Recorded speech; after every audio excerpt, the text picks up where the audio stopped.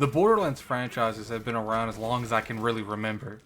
My friends all used to nerd out on these games for months while I quietly at my house played Final Fantasy VII for the 14th time. One of them friends actually got me to play Borderlands 1. And I actually really enjoyed that game. I played through the entire game. And that's kind of really how my history of Borderlands originally started. So we went a long time without a Borderlands pretty much in general. Because of Gearbox decided they wanted to go ahead and go up against Overwatch and make a certain game. We're not going to even talk about that game here. So when Borderlands finally got announced, a lot of people was already claiming on this game, saying that it could be a Game of the Year contender without really even seeing anything about it because it's been so long since we played a Borderlands. So today, I'll be reviewing Borderlands 3. Developed by Gearbox and published by 2K Games. And it's currently out on the Xbox, the PS4, as well as the Epic Games Store. You guys know how I feel about Epic Games Store. Completely the GOAT in this scenario on PC. So did Gearbox make a Game of the Year contender? Or is it just an outdated looter shooter? I reviewed this on the Xbox One S, and it took me around 30 hours to complete the entire game. So before we get on to the meat and potatoes of the video, the actual review, go ahead, definitely subscribe if you don't mind. Like this video, helps out tremendously. Go ahead and share it to all your social medias. I like my content to as many people as possible. Now, without any further ado, here is the review of Borderlands 3. Let's talk about story for a minute. Gearbox has not really changed a whole lot in terms of how they narrate this story. They continue to rely on an average storyline that is completely saved by humor. In fact, pretty much all of Borderlands are like that. The fact that Claptrap can make any moment in this game hilarious really helps this game highlight what's the shine of it. The shine is humor. The shine of every Borderlands has been humor. Sometimes when Clapjack is saying some of the nonsense he says, I have to think to myself, did he just say that? And a lot of the times it ended up me laughing, and I'm just being real on that. Something I really like that they did with this game is there's a lot of older characters from the older franchise games that's in this game. They still have their shine. They're still part of the game, but they intertwine them into the story and the narrative so well that they really fit and it doesn't feel forced. Although this does kind of take away from the spotlight from the main character, it kind of makes you feel like you're a basic person in the universe and not really anything to do or pretty much like a main ingredient of what's going on in the game's plan. You just feel like you're part of the plan and not the plan, which, it's not a bad thing, just a different approach from other games. A lot of games make you feel like you're the highlight, you're the MVP, you're the GOAT. Everything of that game revolves around you. And sure, this game still does that, but it does feel like that you can die in this game and they will still get everything in this narrative done. So now let's talk about the antagonists of the game. They're called the Calypso Twins. They pretty much taken over the entire Pandora, pretty much the world, and they've united all the bandits to their cause. And they use social media, actually, to keep them in line. They're like huge social... Like, that big person on Twitter that annoys you, that won't shut the hell up. And you're just like, man, someone take her phone, someone take his phone. That are these twins, and they do it very well.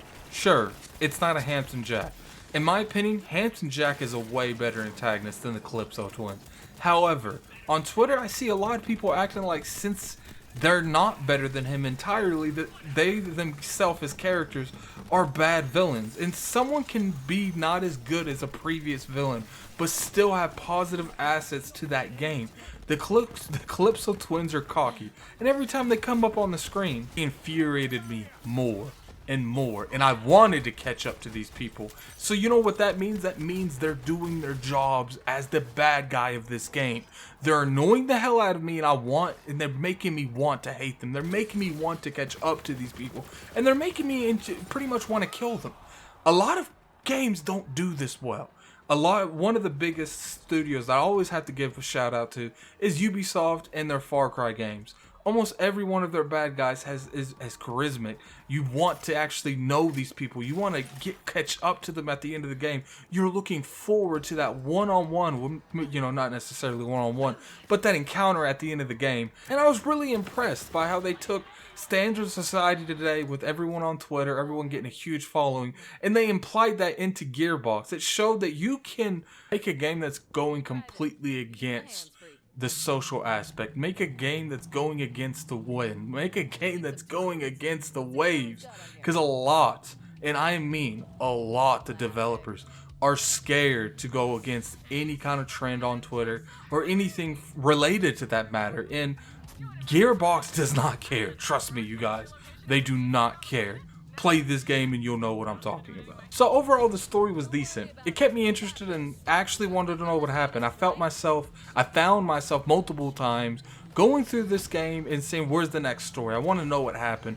There's about maybe 25% in, something drastic happens, and from then on out, I was pretty much hooked. I was off those 2 days of work and I played it literally both of those days. I did a lot of stuff, but I did a lot of main missions. I went from main mission to main mission because the story was enough to keep me hooked. Are we talking about anything like Last of Us? No, this game isn't in depth like that. It's got that humor that's funny, that has a pretty average to a little bit above average story that you do kind of want to figure out what's happening.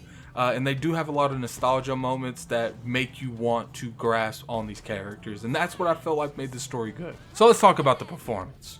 The performance of Borderlands 3 is not the greatest. Keep in mind, I was playing this on the Xbox One S.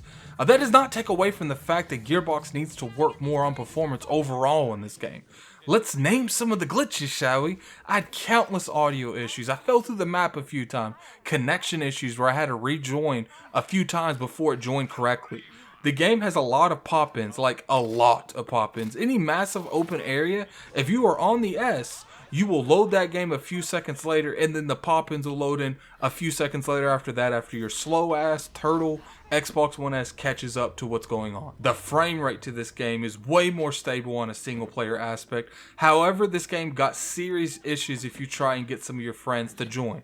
I only played this game a few hours in co-op due to the lack of friends that I had that could commit the hours it took to play this game. So if you decide to play this game with more friends, pretty much every other person you put on here, it gets worse and worse. Every issue I had, it pretty much was only due to co-op. Every issue I experienced in this game was mainly playing on co-op. Now, the game does still have issues if you're in single player mode, but it's far in between as if you are playing with other people. And that sucks because I feel like this game really shines when you have a couple people playing it with you. The game entirely is really built around the fact that you want to play this game with multiple people. So the fact that it runs so bad with multiple people is really kind of a letdown. But you know, these games have a lot of patches after the game comes out. So hopefully by the time you get to this review, they fixed the majority of this. Like I've said in past reviews, go to our Reddit forum, look up some patch notes, see if these issues that I'm speaking of have been fixed before you commit to making a purchase of Borderlands 3. Now let's talk about gameplay. Gameplay in Borderlands 3 is pretty much what you would expect to play from any of their previous games. They have not really changed a whole lot, really anything in their core gameplay in this game. Honestly, I don't think that's an issue. Think about it, most games that have a few installments, they don't really change a whole lot between those installments. Sure, they might change some small things, but they never change anything big. They never change anything of the core of that game. And when they do decide to change something serious about the gameplay, 9 times out of 10 the fan base is going to lash out to them. They're not going to like most of the changes.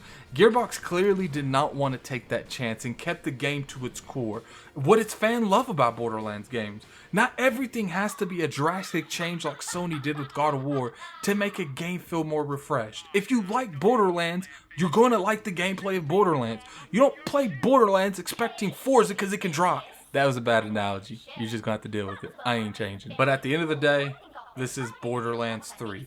The origins of loot shooters, the people who made pretty much this whole genre, and it's about loot at the end of the day. And Gearbox has actually made the loot drop more often. It's very impressive. You get legendaries more often in this game. All the legendaries actually have unique traits, and they feel very exotic.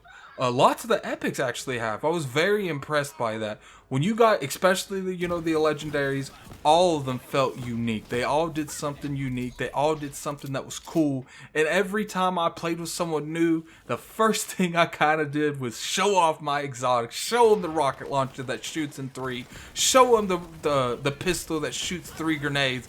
It was definitely a good time. And pretty much with the gameplay, when the game is not looking like a PowerPoint from bad performance, it's actually a fast-paced looting, stealing that we all know of.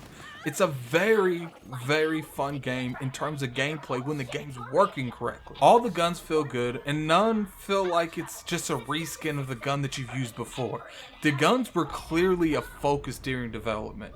Nothing feels better than shooting a sun, a legit sun. Maybe not as big as the sun that's above us, but a small sun at people. And that's really the only type of gameplay you get like that is in Borderlands. Let's talk about negative. The driving in this game is horrible. It's your Halo driving with both analog sticks. I'm not a fan of this, and I never will be. I feel like if you have driving in your game, go ahead and hire some talent that has experience with making driving games. Now, I'm not saying there's no one in their studio, because I know people are going to troll me in the comment section and say, well, Addict, they might have people in the studio that make these games. I don't know. I'm just taking an educated guess, because from what I played in this game, I don't think anyone in there's ever made any type of racer. The driving just feels sluggish, and you feel like you're driving a tank sometimes. But to be fair, like I said, I know this game isn't focused on driving. I know it's focused on gun gameplay. It just seems like if there is driving in this game from here going forward, which there always be, because there's always some form of driving in Borderlands, please have someone look over it that knows even a little bit about driving and make this a little bit easier. It's not even really easy. I just didn't enjoy the driving. Most of the time I just wanted to quick travel somewhere, and I'd rather walk sometimes. That's how bad I didn't like this driving. Let's talk about the visuals of the game. Visually, the game has that cartoony look that all the Borderlands have had. But I don't think the jump in how the game looks from Borderlands 2 to Borderlands 3 is huge by any means. I just felt like a game that came out about 6 to 7 years in between should have a little bit more of a different visually look than it does now. And I do think there is a slight issue with this. Not too much to really impact the fun I had with the gameplay. Besides that, I never really thought the game looked bad enough to stop playing or anything like that. I just really didn't think there's a huge improvement from the earlier game. And like I said, it's a slight nitpick, but as long as the game was fun, I wasn't really paying attention too much. In terms of audio, you could tell Gearbox put a lot of effort into audio, especially in the guns area. All the guns sound really different. None of them really sound alike at all. And it's kind of weird how they got that, because there's so many guns in this game. I can't describe to you how many guns is in this game, you guys. Especially the first couple hours you play the game. You'll get at least a couple, not a couple hundred. That's exaggerating. Probably like 60, 70 guns. And none of them really sound alike. It blows my mind. So my hat's off to you guys. So Borderlands 3 is a fun game that I suggest to really anyone to play with your friends. Can you play this game by yourself? Of course, but I do believe that Gearbox intends you to play this with your friends. Is it worth $60 with or without them? With or without your friends? If you did not like that past Borderlands games, I would say no, it's not worth your money. But if you did, it's worth your money regardless if you have friends. If you have friends, it's worth their money too. Not too many games that we have like this. Borderlands has came out and they've made a statement. You can make a game that doesn't have the microtransactions that other games have, and you can make a well-developed looter shooter without microtransaction, without a games of a service structure. And I have to respect them for that. I would suggest anyone to pick up Borderlands 3 and just enjoy it. Like, it's worth your $60, you guys. But anyway, tell me what you guys think. Did you enjoy Borderlands 3? I'm hoping everyone that came to listen to this, if you got to this part, I'm sure most of you already beat the game. But, tell me if you enjoyed it in the comment section below. Is there anything that you disagreed with me on? I'm sure there's a couple things. And until next time, this is Gaming Addict. I'm out of here. Peace.